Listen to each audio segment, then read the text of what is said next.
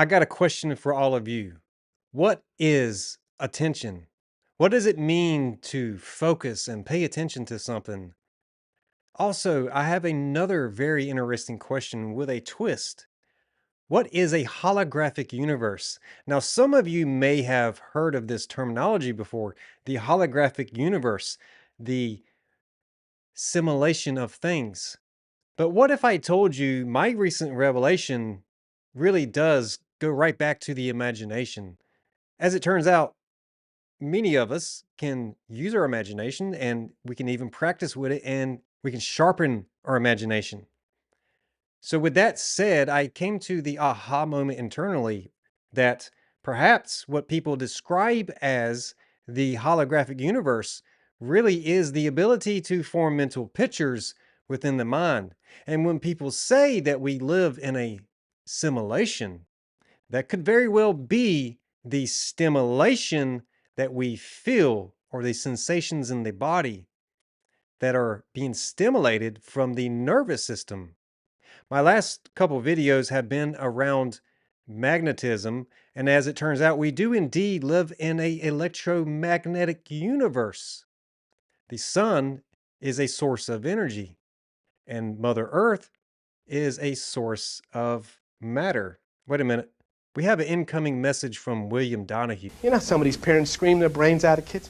You can take a little kid and scream and actually cause the electromagnetic fields in that child's brain to change.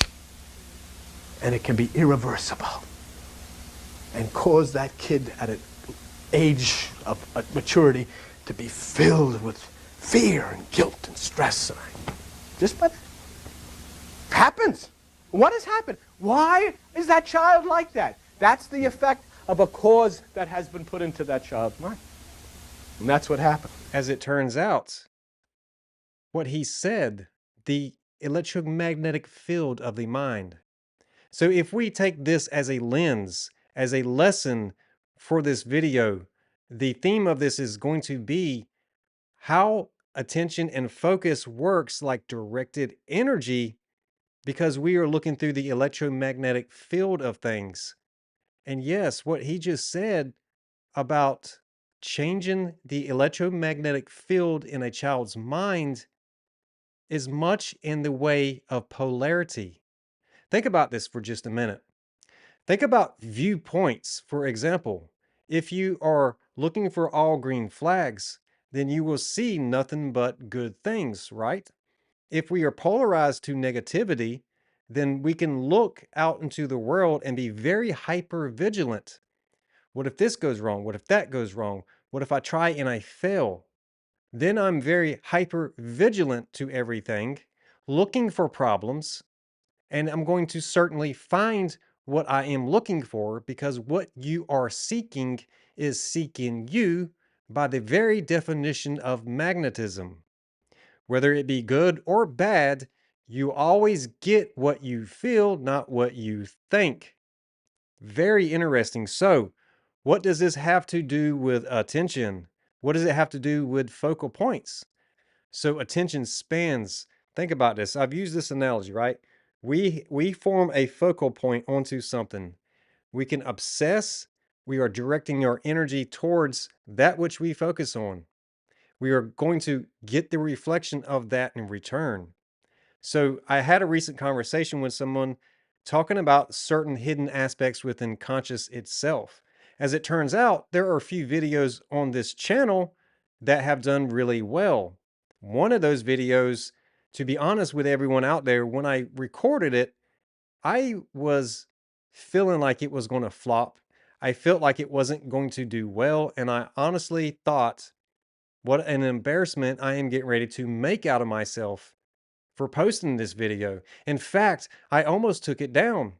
But that video to date has more views than any other video on my channel. You see, I wasn't worried about what people were going to say. I didn't really care because I was putting all of that attention and focus onto myself. I was telling myself this isn't going to work. I don't know why I'm going through and putting myself through this torture. People were going to laugh at me. People were going to crack jokes. And guess what? The video did absolutely well. And then I had other videos that didn't do so well. I sat around and thought very hard about the presentation of the video, how it's going to come across to everyone. And through the hindsight, as they say is 2020, I look back and I compared it to, and I think consciously, emotionally, what was I signaling to those out there? Now I'm trying to polish this video. I'm trying to make it look very presentationable. And as it turns out, perhaps either by algorithms or either people just simply not watching, those particular videos didn't do too well for whatever reason.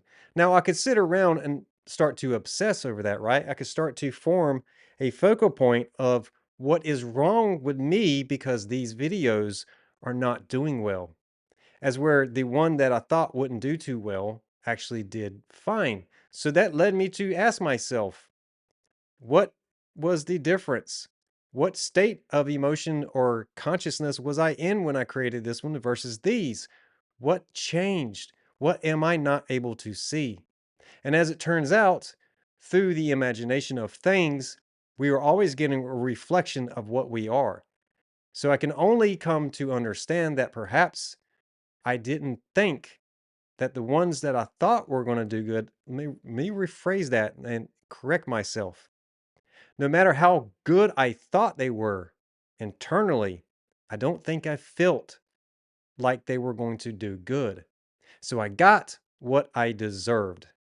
Now, let's take this back to the holographic universe because this really ties into a lot of Neville Goddard's work, the awakened imagination, the power of awareness, and the fourth dimensional thinking, which does indeed all of it ties right back into imagination, the image that we are creating and feeling internally and projecting outwardly.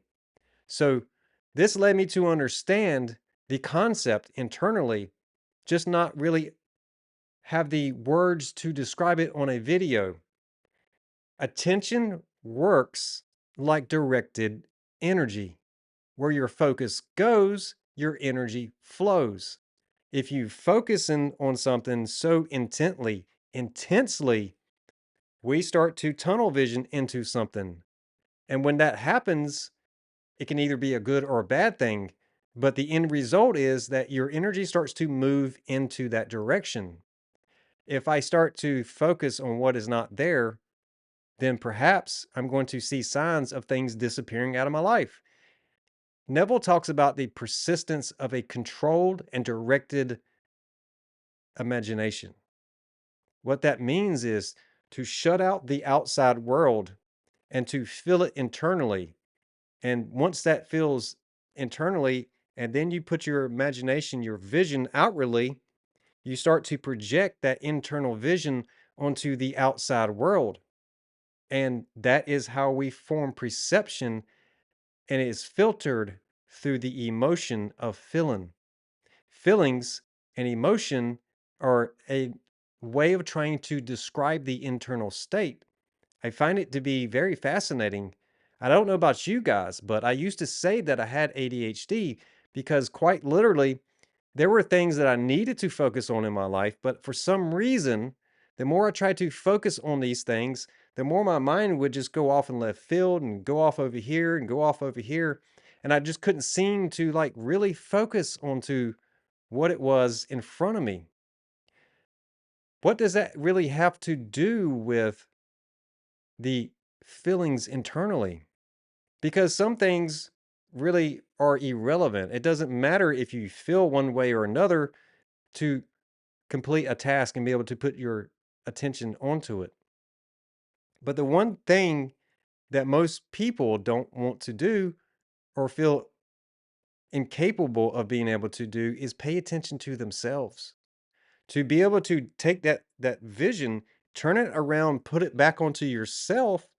And I watched a video recently about transcendental meditation, where everything comes from one source.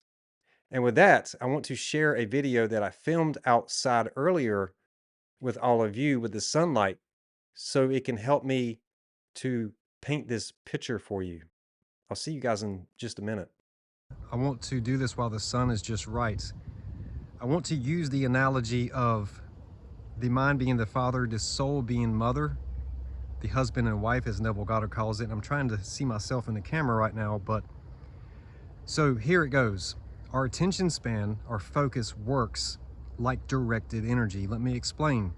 If sunlight is a form of energy, we all can agree on that, right? Sunlight also heals us. Sunlight increases serotonin. Serotonin is one of 4 major chemicals in the human body.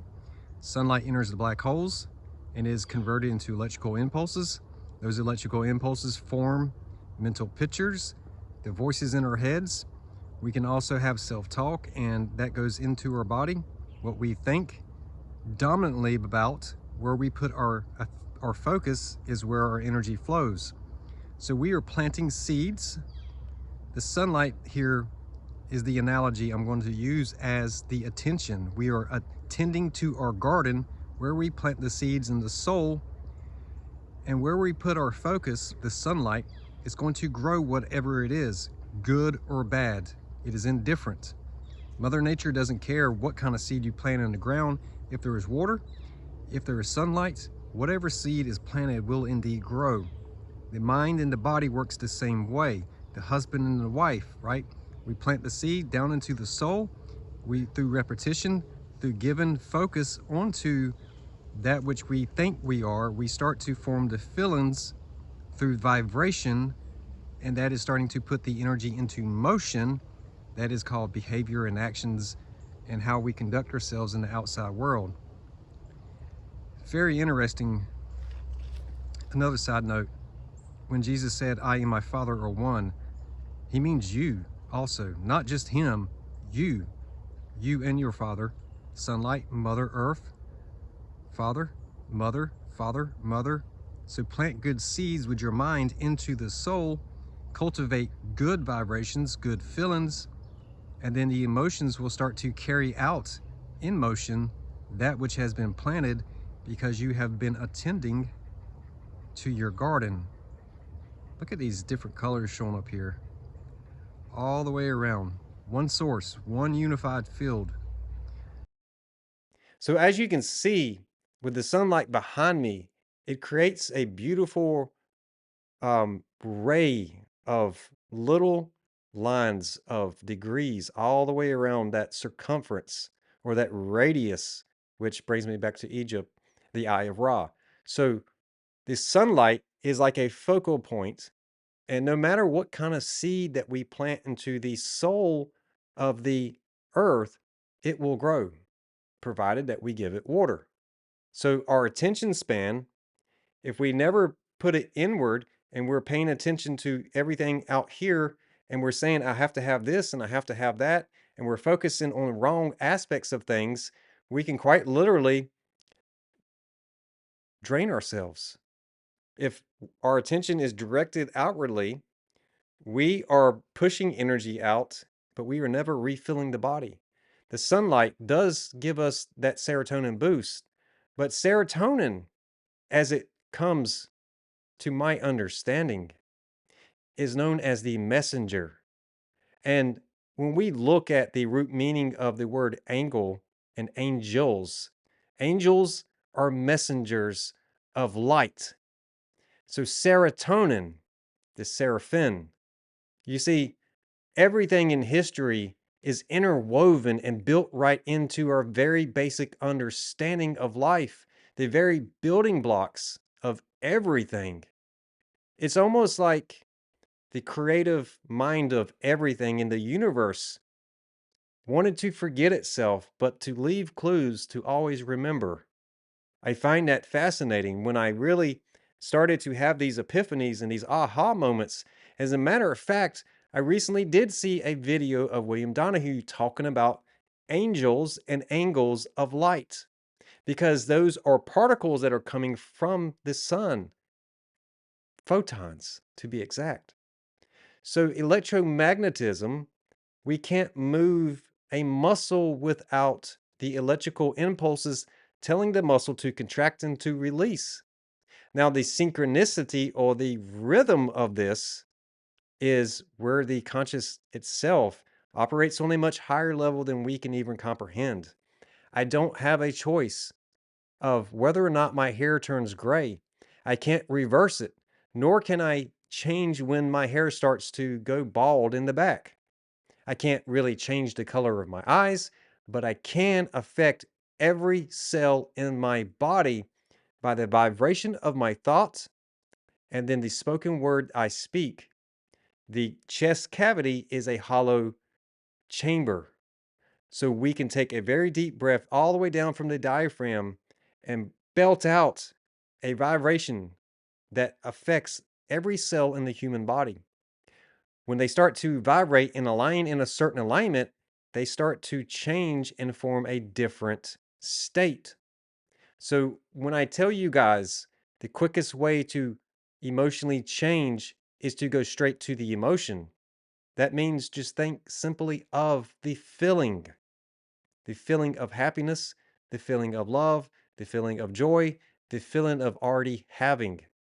When you pray, go to your room and close the door. The Father who is not seen sees what is done in silence. This is meditation. This is learning to sit with yourself and learning to take all of your attention from the outside. You withdraw it from the outside world, you pull it all back in, you turn it onto yourself. That directed energy is now being directed back to you through the imagination. First letter I, that is the key here, guys. I, imagination, right from here. And magi is three. If you go and look at the meaning of the word magi, you will indeed come across the three magi's that were looking for the baby Jesus. But three is very symbolic here. As it turns out, electricity has its own trinity: positive, negative, and neutral. And just how William said earlier about the electromagnetic field in the mind can be polarized like a magnet. So the fear and worry, hypervigilance, and things like that can make a child feel very unsafe in an environment. And what do you think happens when they grow up to be an adult? That was planted in the soul. And just like rings of a tree, it's still in the center and it's still pulling from the roots. So you have to go all the way back to the roots inward to really understand the root cause of something. And it has been proven scientifically that the first 7 years of our lives, we are in the theta consciousness, which is basically imagination. This is why it's so easy for kids to pretend. They can be anything through imagination, and they don't usually worry. They don't ask a lot of questions. They don't wonder how. They just play. They just are. They become. And so that's been a conversation that I've had quite often with both of my girls over the past few years, helping me to remember how to be a kid while also trying to show them how to be an adult in a very different way than I was raised. Meaning, I don't just let them get away with anything, but I also take the time to explain in the best way I can for them to understand without being, as William said, just start yelling at them and calling them names and saying that they don't listen and they don't pay attention, because they hear this stuff and it gets planted into their minds and eventually goes down and affects the way they feel. I'm not good enough. I am not good enough. There are lots of stories and lots of themes that play out in movies and shows where the man grows up always chasing after his father's approval, wanting to do it for himself and finally make his father proud. But that is a product of generations of the family tree. But that doesn't mean that you have to stay in those same cycles, rings of a tree. I've talked about that in my Akashic Records video well over 2 years ago now, I believe it is.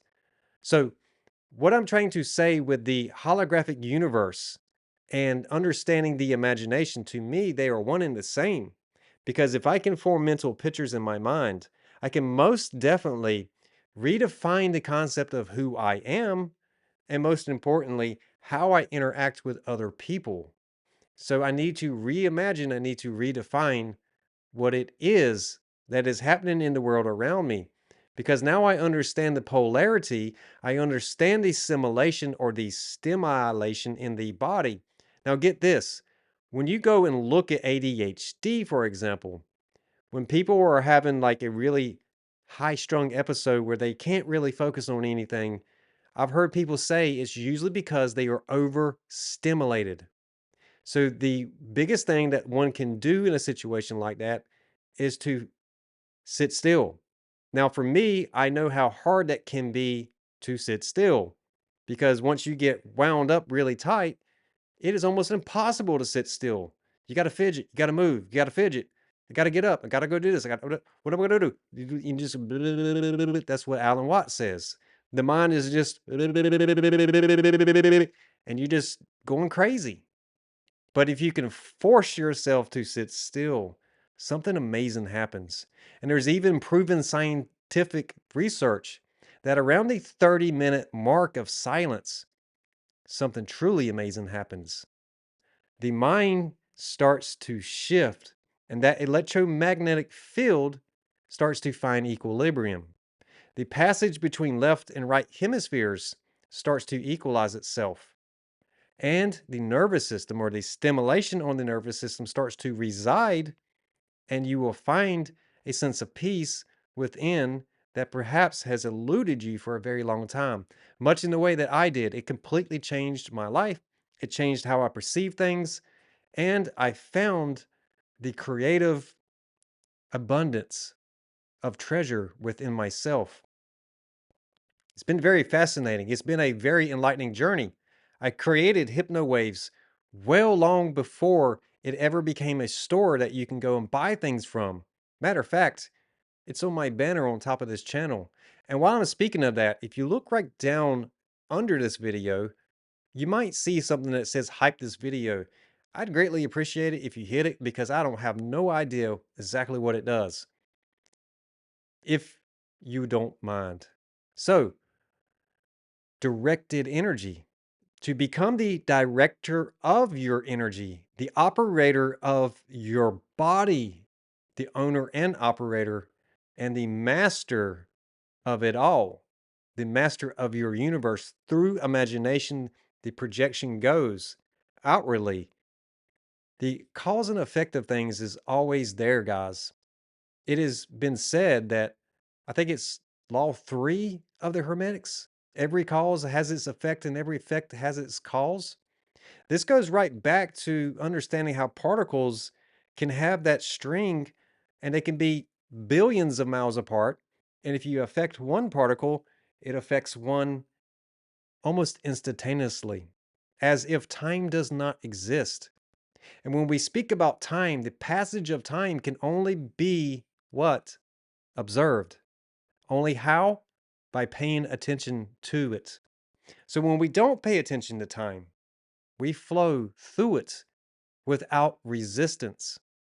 We find that rhythm of life. And when we learn to practice and pretend and to go through this mental exercise of visualization, mental pictures, being able to see a few steps ahead and being able to just kind of flow through it and flow down the river instead of trying to fight the current and create resistance. This is electrical terms, electrical viewpoint, or the lens of electricity that we are viewing this through. Because as much as you can try to separate things of the body, you can't take electricity out of the body because you wouldn't be able to animate the body without electricity. Nor could you operate the body without 70 to 80% water. It's amazing, just truly amazing once you start to understand the deeper consciousness inside of the human body. Most people, up until a certain point of awareness, have no idea. They are literally playing these roles that were given to them by other people, by taking thoughts of other people. This is how I came to understand what Jesus meant when he said, "Take no thoughts for yourself." and what you shall eat or drink. Meaning, don't worry about things that have not happened. Don't worry about circumstances that you cannot control. You cannot control another person. Get this, if you try to hold another person back, you, by very definition of cause and effect, are holding yourself back. So, what good would it be for me to hold resentment and to try to trip somebody else up, knowing that there is going to be an effect that comes back around, and that is what we call karma. Now, take that part with a grain of salt as you so desire. But I don't see it upon myself to take revenge against people. Sure, I will stand up for myself when the time and place presents itself, but I don't go around trying to create enemies inside of my imagination. There is no enemy. There is the outside world of cause and effect, but there is also what I am creating through my imagination. And I find it to be wise not to spend my mental energy creating enemies within my own imagination. This is why some people appear to be having such inner turmoil within, and that's because of rumination. That is because of trying to hold a mental picture of another person inside of their imagination where they are trying to hold them captive emotionally, mentally, arguing mental conversations, as Neville Goddard calls it, which brings me to something else. I want to touch back off on projection, and I need something for helping me. So if you watched any of my recent videos, you know that I bought a mannequin to put some of my clothes on that I've been designing. And as it turns out, when the mannequin came in, it's all white. So there is no face. And as I was putting it together, I was thinking about projection.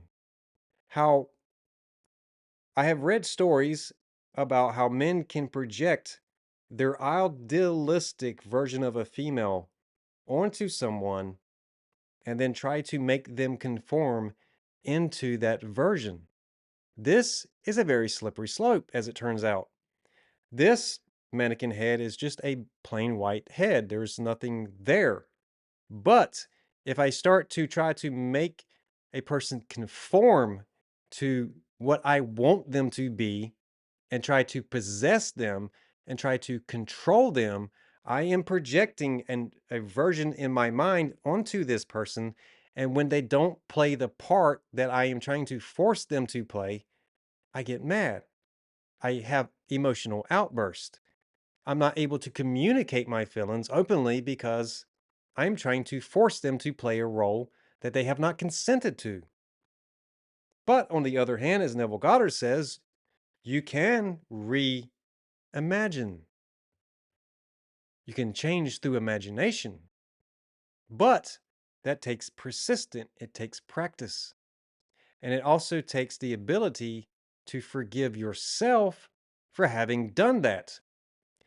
There are people who don't know the knowledge, but want you to pretend or want to pretend that they do, and they will project that onto you. And the only reason why is that's because that is what they were taught. The example of me out in the sunlight earlier, serotonin increases and stabilizes your mood. It is the messenger of angels, angle. Your attention span works like directed energy. So we need enough of that span inward and outward to have a balanced understanding of the world around us, the reality we are creating, and most importantly, how that is being put into motion and the actions, actors, actions, behavior.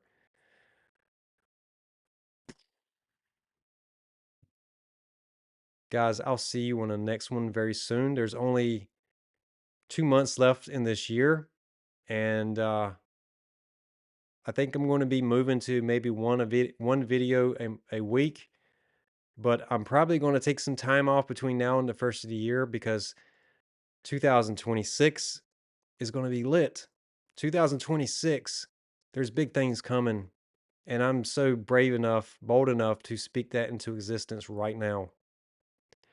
I appreciate all of you. I'm very grateful for you, and I truly love you all for understanding and listening to me week after week.